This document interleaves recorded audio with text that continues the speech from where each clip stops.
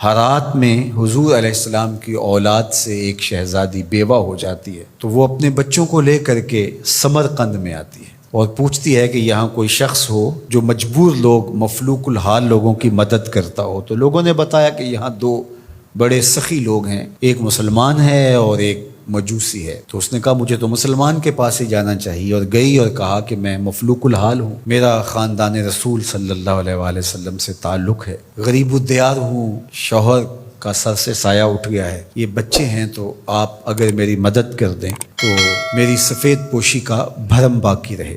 تو اس نے کہا کہ بہت سارے لوگ آتے ہیں اور اس طرح کی باتیں کرتے ہیں، تم بتا سکتی ہو کہ تمہارے پاس کیا ثبوت ہے خاندان رسول سے ہونے کا؟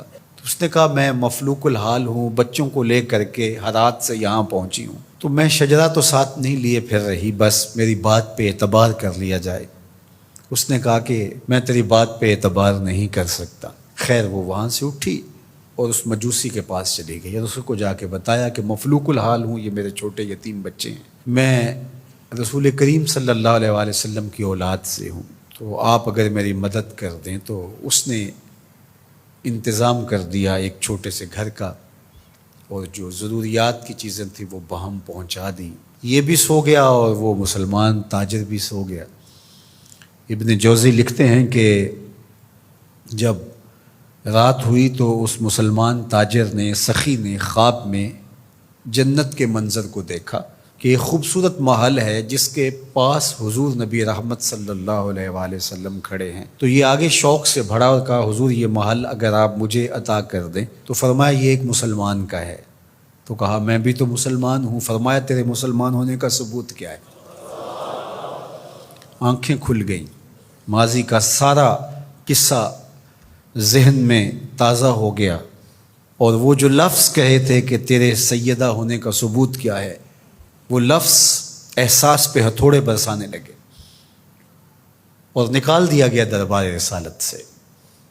صبح ہوئی تو ڈھونڈتا پھرتا ہے کہ کل یہاں کوئی سید زادی اپنے بچوں کو لے کر کے آئی تھی، کسی کو پتہ ہو تو لوگوں نے بتایا کہ وہ فلاں مجوسی ساہوکار اور سخی جو ہے اس کے پاس ہے۔ تو وہ گیا اور دروازہ کھٹکھٹایا اور قدرے غسیلے انداز میں کہنے لگا کہ ہمارے نبی کی بیٹی ہے اور آپ کو حق نہیں پہنچتا ہے، ان کی خدمت ہمارا ہی حق ہے، بلکہ کہا 300 دینار لے لو اور جلدی کرو ہمارے سپرد کر دو۔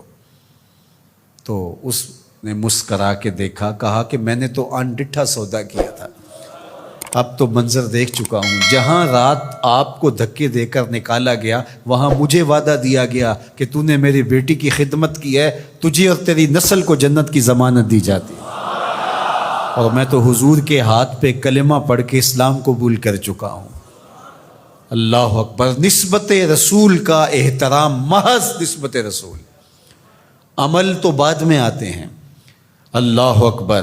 تو فرمایا کہ احبو لأہل بیتی لحبی، میرے اہل بیت سے محبت میری وجہ سے کرو۔ اللہ اکبر۔ امت کو سمجھنا چاہیے کہ اہل بیت رسول کا معاملہ کتنا حساس اور کتنا نازک ہے، اور آقا کریم نے کس قدر اس کو اہمیت کے ساتھ حجۃ الوداع کے موقع پر ارشاد فرمایا، اور دوسرا حضور علیہ السلام نے مقام خم پر باقاعدہ خطاب کرتے ہوئے ارشاد فرمایا۔ یہ مکہ اور مدینہ کے درمیان ایک جگہ ہے۔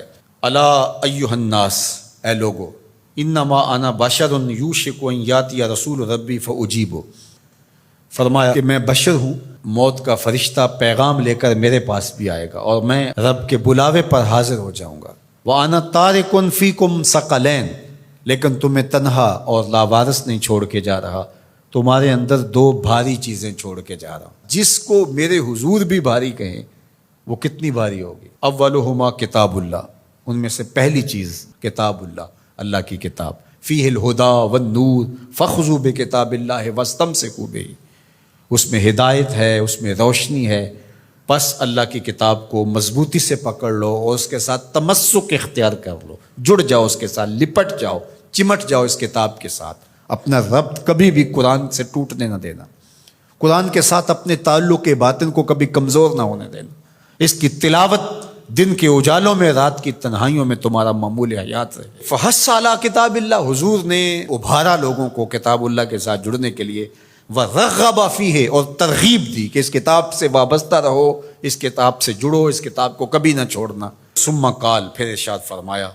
وَأَهْلُ بَيْتِي، اور میرے اہل بیت، اذکرکم اللہ فی اہل بیتی، اذکرکم اللہ فی اہل بیتی، اذکرکم اللہ فی اہل بیتی، 3 مرتبہ فرمایا، میں تمہیں اپنے اہل بیت کے بارے میں اللہ سے ڈراتا ہوں، تذکیر کرتا ہوں، نصیحت کرتا ہوں کہ میرے اہل بیت کے معاملے میں کوتاہی نہ کرنا۔ 1 بار نہیں کہا، 2 بار نہیں کہا، 3 بار فرمایا۔ نگاہ نبوت کچھ دیکھ رہی تھی کہ لوگ کربلا کے اندر شہزادگان رسول کو شہید کرنے کے درپے ہوں گے، اور اہل بیت نبوت کی عظمتیں لوگوں کو ہضم نہیں ہو پائیں گی، تو حضور نے 1 بار نہیں، 2 بار نہیں، 3 بار فرمایا کہ میرے اہل بیت کے معاملے کے اندر ان کی حساسیت اتنی ہے کہ کوتاہی کا ارتکاب نہ کرنا۔ اہل بیت نبوت کا معاملہ بہت حساس ہے، بہت ہی حساس ہے۔ یزید پلیت نے اہل بیت کے ساتھ ٹکر لے کے اپنی عاقبت بھی برباد کر لی اور اپنی دنیا بھی برباد کر لی، اور اپنی نسلوں کو بھی بدبودار بنا لیا اس نے۔ یزید کا نام بدی کا استعارہ بن گیا، دشنام سے بھی بدتر، گالی سے بھی بدتر یزید کا نام ہے۔